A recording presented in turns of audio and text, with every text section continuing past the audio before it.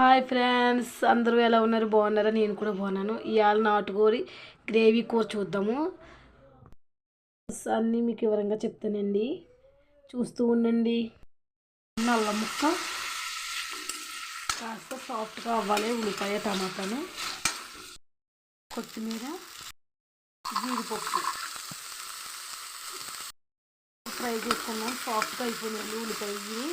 కాస్త చల్లని తర్వాత మిక్సీ పెట్టుకుందాం గ్రేవీ కోసం. ఇది 2 స్పూన్లు నువ్వులండి ఇందులో వేసుకోవాలి.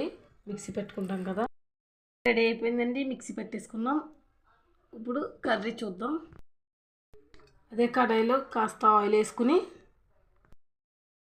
ఆనియన్స్ వేసేసుకోవాలి. ఉల్లిపాయల్ని మగ్గనిచ్చుకోవాలి.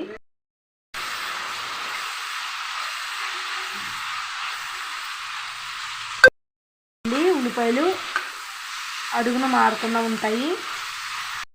ఉల్లిపాయ ఉడికిందండి. స్పూన్లో అల్లం వెల్లుల్లిపాయ పేస్ట్ వేసుకుందాము.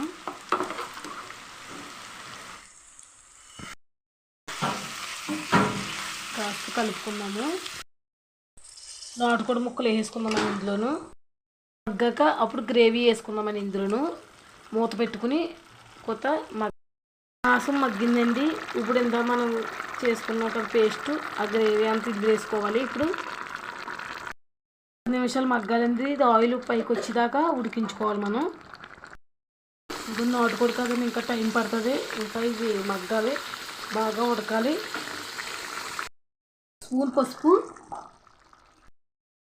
సరిపడా కారం, గరం మసాలాన్ని. మీకు డౌట్ రావచ్చండి, ఇందులో ఉప్పు వేయలేదు. ఉప్పు ఇప్పుడు వేసుకోకూడదండి. నాటుకోడిది ముక్క గట్టిగా అయిపోతుంది ఉప్పు వేసుకుంటాను. ఇది బాగా కొంచెం మగ్గాక అప్పుడు ఉప్పు వేసుకోవాలి. కొంచెం ఇప్పుడు ఉప్పు వేయలేదు కదండి, తర్వాత వేస్తాను, చెప్తాను మీకు. ఇప్పుడు కాస్త ఒకప్పుడు వాటర్ వేసుకోవాలండి.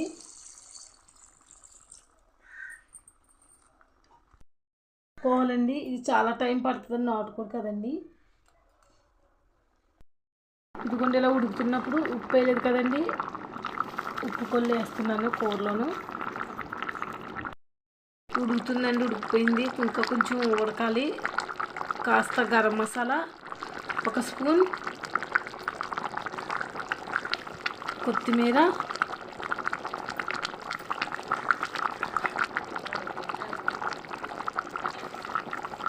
వేసుకుని కాస్త ఇంకా దగ్గర పడేలాగా ఉడికించుకుందామండి. చాలా బాగుందండి. మీరు కూడా ట్రై చేయండి. లైక్ చేయండి, షేర్ చేయండి, సబ్స్క్రైబ్ చేయండి. Thank you so much. అందరికీ బాయ్.